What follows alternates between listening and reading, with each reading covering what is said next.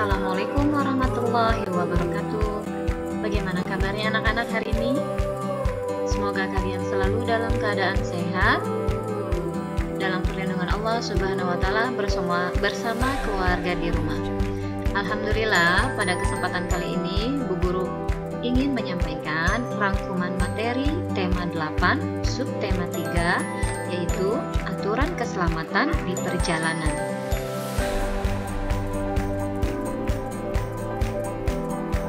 Mata pelajaran pertama yang akan kita bahas adalah PPKN. Kali ini PPKN akan membahas tentang tata tertib dan aturan yang berlaku. Berikut adalah beberapa contoh tata tertib yang harus dilakukan ketika berada di perjalanan.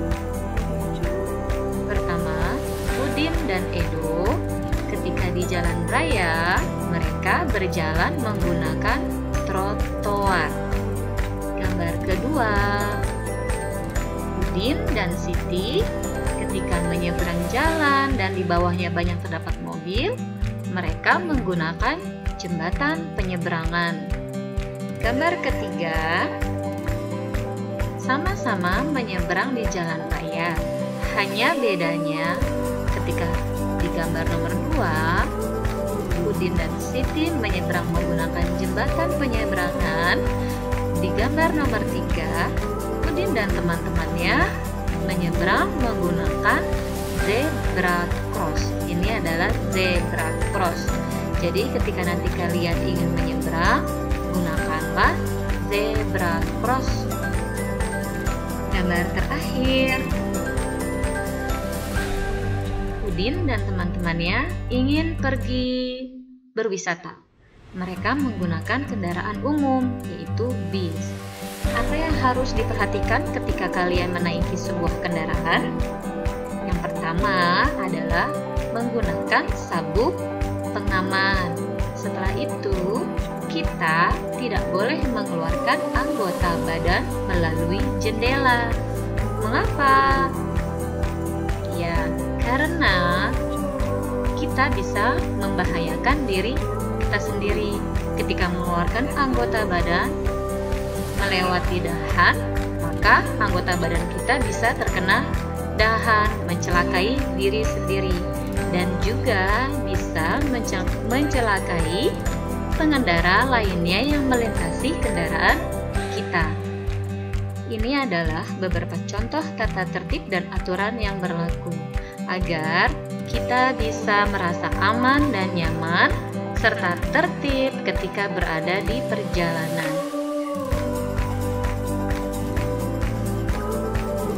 Selanjutnya, PPKN pada tema 8 subtema 3 juga membahas tentang persatuan dalam keberagaman. Apa sih artinya keberagaman? Keberagaman itu adalah kita mempunyai jenis kelamin yang berbeda, mempunyai suku yang berbeda, bahasa yang berbeda, latar belakang yang berbeda, warna kulit yang berbeda. Tapi, walaupun dengan banyak perbedaan tersebut, kita harus tetap bersatu. Apa saja contoh kegiatan yang mencerminkan persatuan dalam keberagaman? Kita lihat sama-sama. Yang pertama, Udin dan temannya bermain layangan bersama secara rukun. Nomor 2,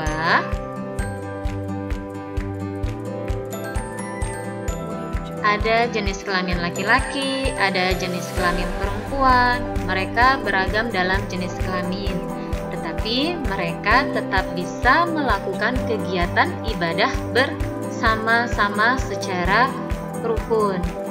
Gambar selanjutnya, ini juga kegiatan yang mencerminkan persatuan dalam keberagaman. Mereka mempunyai jenis kelamin sama, tapi jenis usianya berbeda, bentuk mukanya berbeda, latar belakangnya juga berbeda. Tapi mereka tetap mau bersama-sama bergotong royong membersihkan lingkungan sekitar.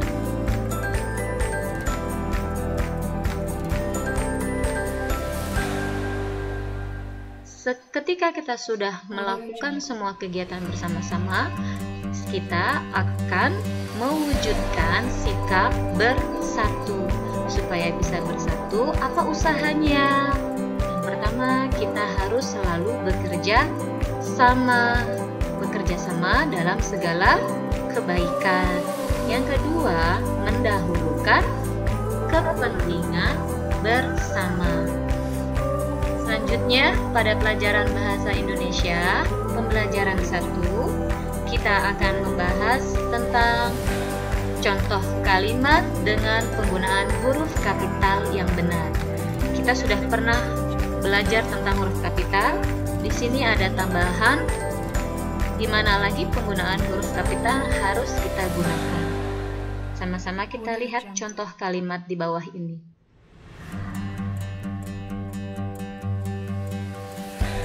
Yang pertama, beribadah kepada Tuhan yang Maha Esa.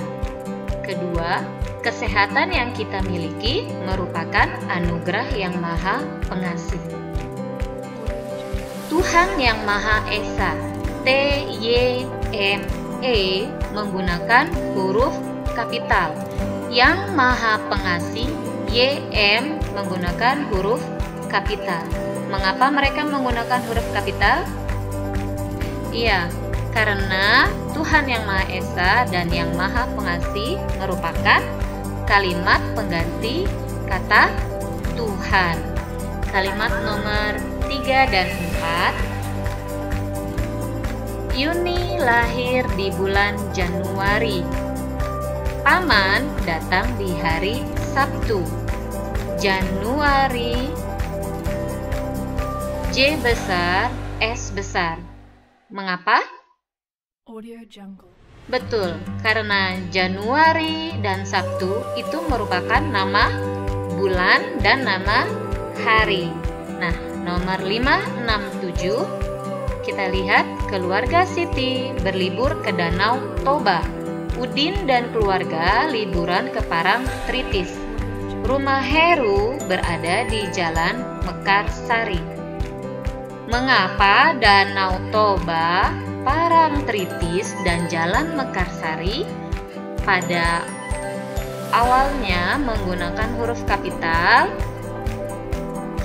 Karena Danau Toba, Parangtritis, dan Jalan Mekarsari itu merupakan nama tempat atau menunjukkan suatu geografis. Harus menggunakan huruf kapital pada awal katanya. Kalimat terakhir. Siapa saja yang diundang Udin? Tanya Mutiara. Di sini ada tanda kutip. Nah, ini tanda kutip. Jadi, setelah tanda kutip itu harus menggunakan huruf kapital pada huruf pertamanya. Kita masuk pembelajaran. Sekarang coba kamu kerjakan. Ayo berlatih halaman 107 sampai 108. Kalian membuat 5 kalimat dengan menggunakan huruf kapital yang benar.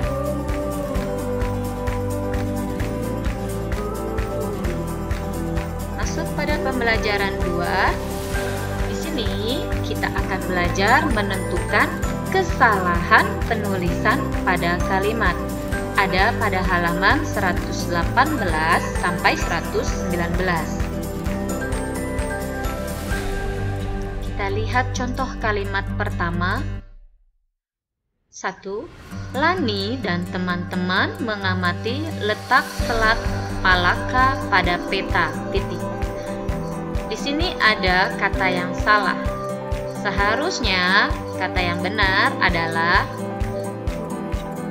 Lani dan teman-teman mengamati letak Selat Malaka. S-nya dan M menggunakan huruf kapital.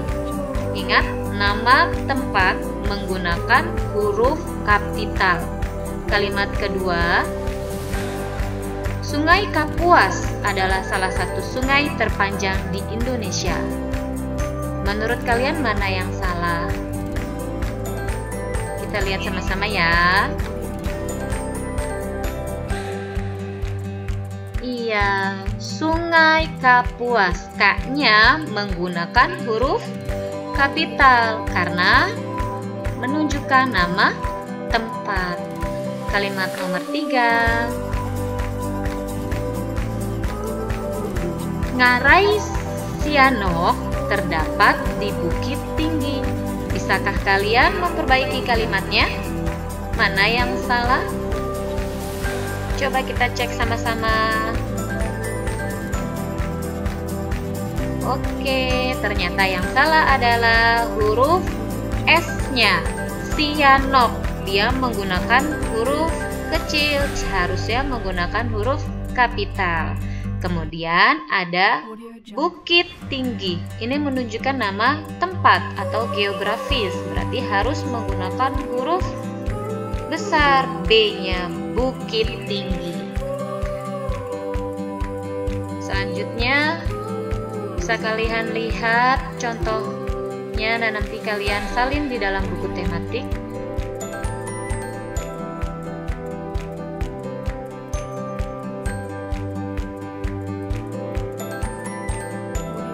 Ini adalah perbaikan katanya.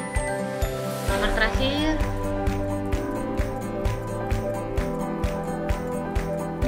Udin dan teman-teman melewati jalan Malioboro. Seharusnya M menggunakan huruf kapital. Semoga kalian mengerti pada pembelajaran kedua ini. Selanjutnya kita masuk pada pembelajaran ketiga, bahasa Indonesia. Menulis alamat rumah Udin dan teman-temannya berdasarkan gambar denah. Ada pada halaman 124 sampai 125. Silahkan kalian buka buku. Kita lihat sama-sama. Ini adalah denah rumah Udin dan teman-temannya. Rumah Udin, rumah Siti, rumah Lani, rumah Edo, rumah Beni. Perhatikan nama jalannya dan perhatikan cara penulisannya. Kita lihat contoh pertama. Rumah Siti, R-nya huruf besar, Siti besar, terletak di jalan J besar, A Hakim. A titik, kasih spasi atau jarak, Hakim titik. Ini adalah cara penulisan alamat. Disingkat A titik Hakim titik. Contoh nomor 2.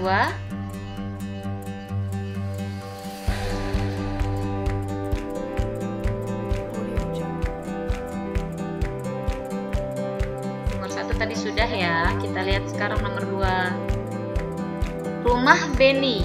Mana rumah Beni? Rumah Beni terletak di jalan A titik Hakim titik. 3. Rumah Meli terletak di jalan M titik spasi Nasir titik. 4. Rumah Edo terletak di jalan M titik spasi Hatta titik. Nomor 5. Rumah Lani terletak di jalan A titik Hakim titik. Terakhir, rumah Udin terletak di jalan W titik John titik. Jika kalian ingin menyingkat nama jalan, harus menggunakan JL titik A titik Hakim titik. Seperti contoh.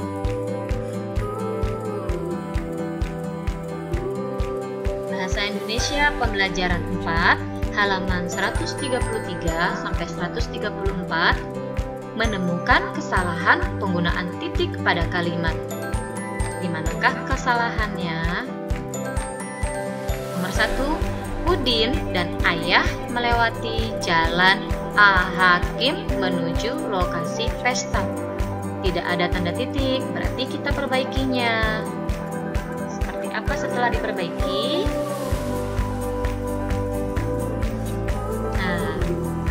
Udin dan Ayah melewati jalan A titik Hakim menuju lokasi pesta titik.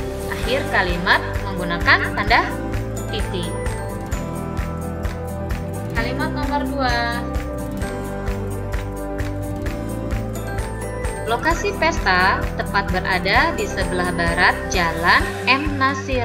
Tidak ada tanda titiknya. Mari kita perbaiki bersama-sama.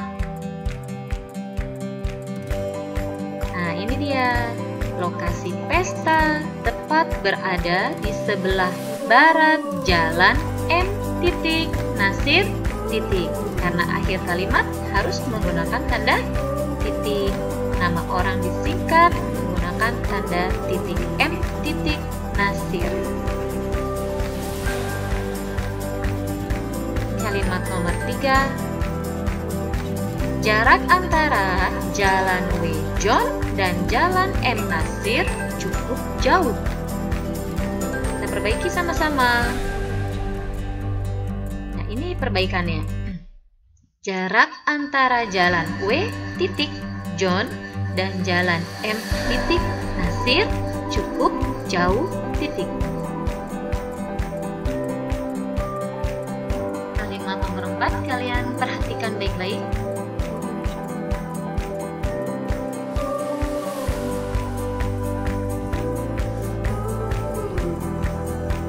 Perbaikannya adalah seperti berikut.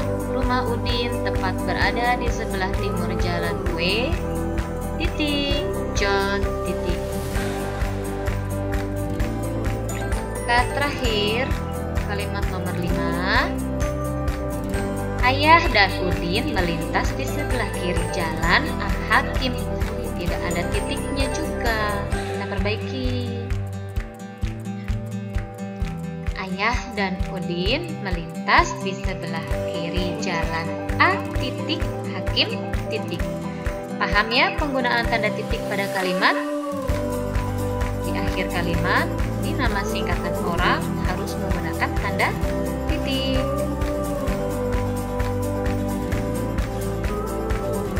Nah, sekarang masuk ke pelajaran matematika. Matematika subtema 3. Kita hitung dulu yuk sama-sama. Jumlah hari dalam satu minggu itu ada berapa ya? Satu minggu dari hari Senin, Selasa, Rabu, Kamis, Jumat, Sabtu, Minggu. Ada berapa dalam satu minggu itu harinya? Oke, dalam satu minggu terdapat 7 hari. Ingat, dalam satu minggu ada 7 hari. Coba sekarang kita lihat. Kalau 4 minggu itu berapa hari ya? Kita hitung sama-sama yuk. 1 minggu sama dengan 7 hari. Tambah 1 minggu sama dengan 7 hari. 1 minggu sama dengan 7 hari. 1 minggu sama dengan 7 hari. Mari kita sama-sama jumlahkan. 1 tambah 1 tambah 1 tambah 1 sama dengan 4 minggu. 7 tambah 7, 14. 14 tambah 7, 21. 21 tambah 7 sama dengan 28 hari. Jadi 4 minggu sama dengan 28 hari. Kalau mau cepatnya, kita kalikan saja. 4 dikali 7 sama dengan 28. Insya Allah yang ini masih mudah. Semoga kalian juga memahaminya. Selanjutnya kita lihat halaman 109. Silakan kalian buka halaman 109. Sudah? Di soal nomor 1. Udin dan teman-teman berlibur ke luar kota selama 2 minggu. Selama 2 minggu. Contoh soal ini ya. Ini ada di nomor 2. Udin dan teman-teman berlibur ke luar kota selama 2 minggu. Berapa harikah Udin dan teman-teman berlibur ke luar kota? 1 minggu berapa hari? 1 minggu 7 hari. Berarti kalau 2 minggu adalah 2 minggu sama dengan 2 minggu dikali 7. 7 tambah 7 sama dengan 14 hari. Paham? Mudah bukan? Insya Allah semakin kalian berlatih, kalian akan memahaminya. Nah, untuk soal selanjutnya, kalian bisa mengerjakan sendiri menggunakan cara yang sama seperti ini. Pada halaman 128, nanti kalian akan menemukan soal tidak jauh berbeda dengan halaman 109. Kalau halaman yang sebelumnya yang ditanyakan adalah berapa hari, soal yang halaman 128 yang ditanyakan adalah berapa minggu. Contohnya kita lihat, Denny dan keluarga berlibur ke Danau Toba selama 14 hari. 14 hari. Ingat, 14 hari. Berapa minggukah Denny dan keluarga berlibur?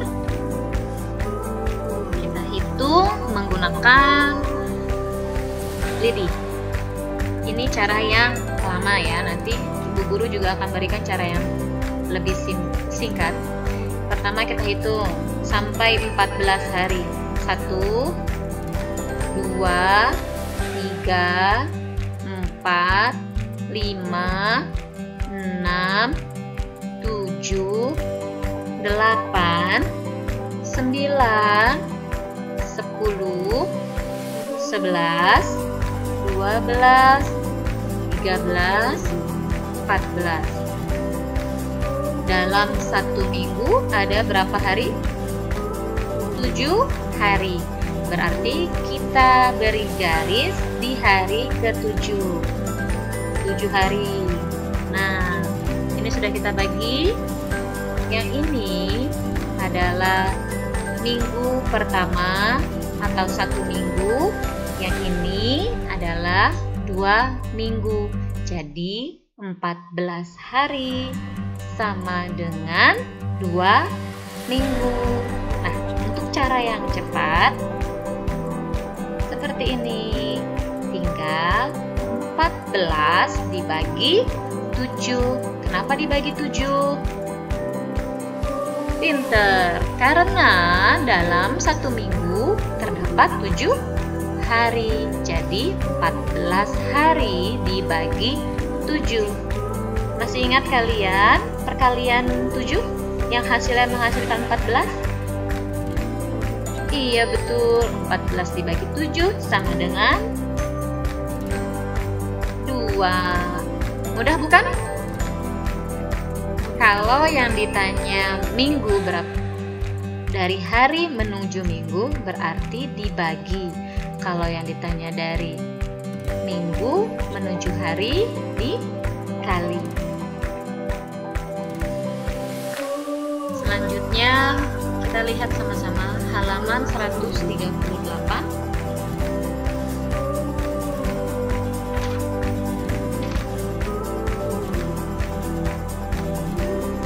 Ini soalnya agak lebih berbeda dengan halaman sebelumnya, agak sedikit lebih menantang. Nah, sekarang perhatikan. Denny berkunjung ke rumah paman 2 minggu yang lalu. Sekarang hari Minggu tanggal 29 Januari 2017. Ada kata kunci yang lalu. Perhatikan, Benny berkunjung ke rumah paman 2 minggu yang lalu. Ingat, ini menjadi kata kunci untuk kalian. Yang lalu. Hari dan tanggal berapa Benny berkunjung ke rumah paman? Kita lihat sama-sama, ada kata kunci yang lalu. Kalau yang lalu itu mundur atau maju. Yang lalu itu adalah kemarin atau sudah lewat. Berarti tanggalnya harus mundur dari tanggal yang ditentukan. Nah, ini ada kalendernya. Tadi ada kata-kata yang lalu di dalam soal. Ingat, yang lalu. 2 minggu yang lalu. 2 minggu.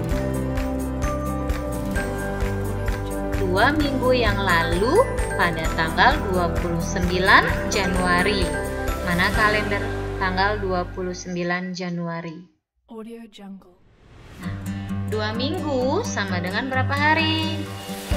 2 dikali 7 sama dengan 14 hari. Perginya tanggal 29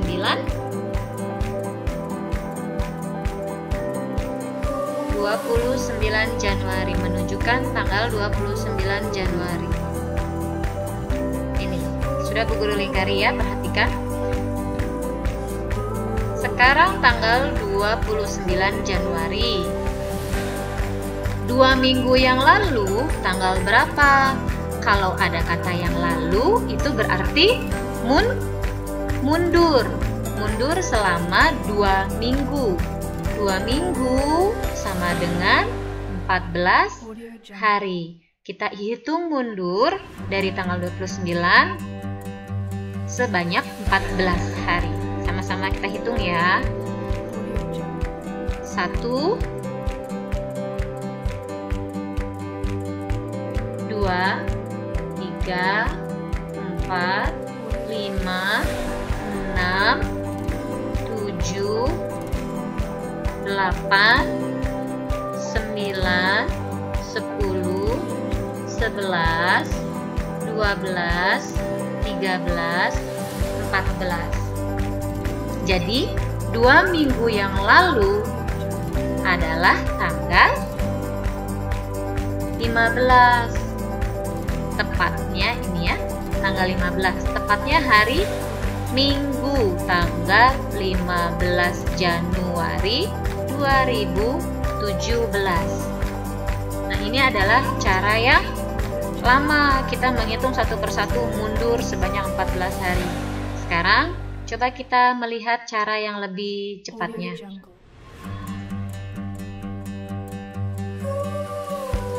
Ingat, ini kata kuncinya.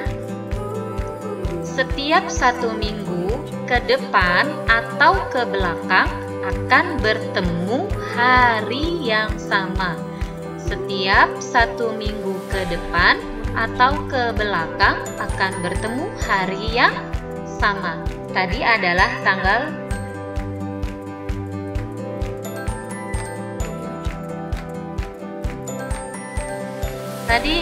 tanggal 29 Januari. Mundur 2 minggu. Ini adalah minggu pertama, yang ini adalah minggu kedua. Jadi akan ditemukan tanggal 15 Januari 2017. Mundurnya itu sama kan? Awalnya tanggal 29, mundurnya 2 minggu, berarti ini minggu pertama, minggu kedua. Akan ditemukan hari yang sama, hari Minggu, tanggalnya berbeda, yaitu tanggal 15 Januari. Paham anak-anak? Semoga kalian memahami apa yang Bu Guru sampaikan. kita lanjut ke halaman 157. Masih ada kata kunci yang lalu. Berarti kalau ada kata kunci yang lalu, kemarin. Kalau kemarin itu sudah lewat. Kalau lewat, tanggalnya mundur. Tanggalnya mundur. Ada kata mulai, nanti ada kata kuncinya mulai. Apa itu mulai? Mulai itu artinya besok, belum terjadi. Maka tanggalnya adalah maju.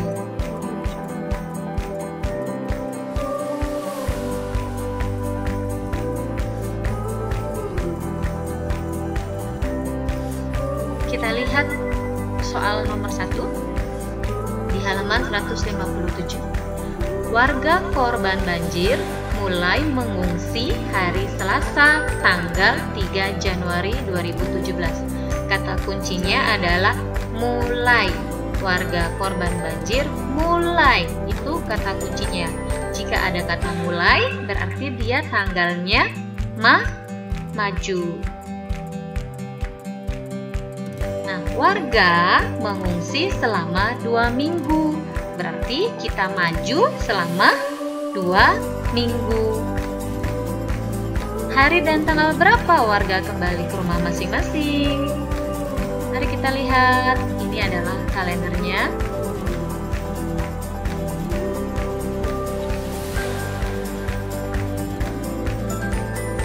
Mulai, berarti dia maju. Ya, ingat, mulai maju. Mulainya tanggal 3 Januari. Ini, tanggal 3 Januari. Audio Jungle. Maju selama 2 minggu. Tanggal 3.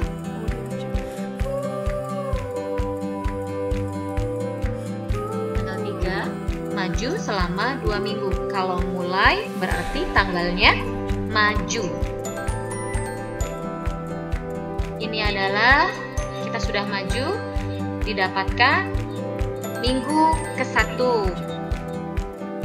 Ingat tadi ya, mau maju mau mundur akan didapatkan hari yang sama.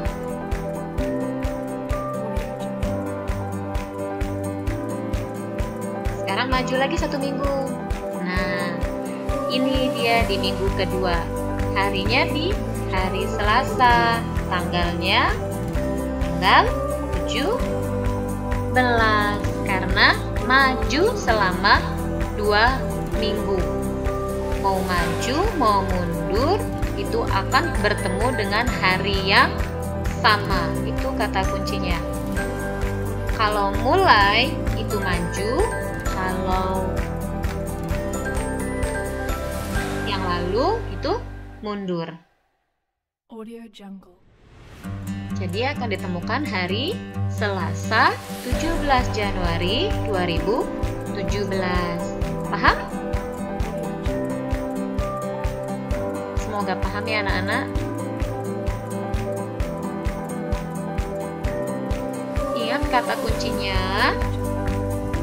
Kalau ada kata yang lalu dan mulai, setiap 1 minggu ke depan atau ke belakang akan bertemu hari yang sama. Jadi setiap 1 minggu ke depan atau ke belakang akan bertemu hari yang sama. Kalau yang lalu itu adalah ke belakang, kalau mulai maju ke depan, tapi pasti akan bertemu dengan hari yang sama. Dengan kalian banyak berlatih, insya Allah kalian akan lebih memahami materi waktu ini. Dan sekarang kita masuk ke pelajaran SBDP. Di dalam tema 8 subtema 3 akan ditemukan kerajinan berat dari bahan alam. Apa Apa aja kerajinan dari bahan alam yang kalian ketahui? Ya betul, ada kerajinan dari biji-bijian, ada kerajinan dari kulit kerang. Nah, yang sekarang kita pelajari adalah bahan alam yang terbuat dari kulit jagung. Kerajinan kulit jagung. Kulit jagung dapat dibuat menjadi karya kerajinan. Kulit jagung yang digunakan adalah kulit jagung yang telah kering. Jadi kulit jagungnya harus betul-betul kering. Ini langkah-langkahnya.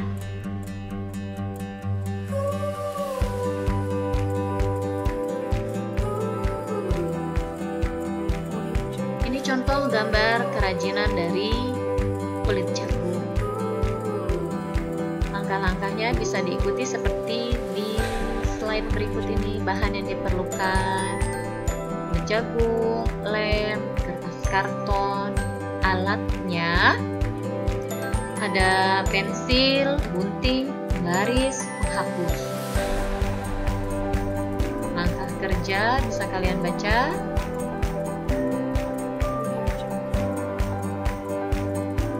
Sekarang pada halaman 135 ada lagi kerajinan yang terbuat dari, kira-kira apa ya? Buah salak. Bisa nggak buah salak dijadikan kerajinan? Buahnya tidak bisa, tapi kulit dari buah salak bisa menjadi bahan kerajinan. Bisa juga menjadi olahan kerupuk atau manisan.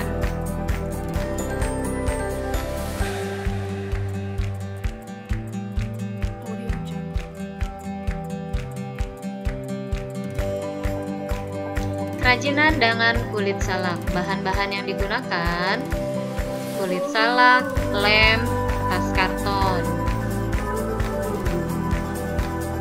Alatnya gunting, pensil, penghapus. Langkah kerjanya seperti berikut.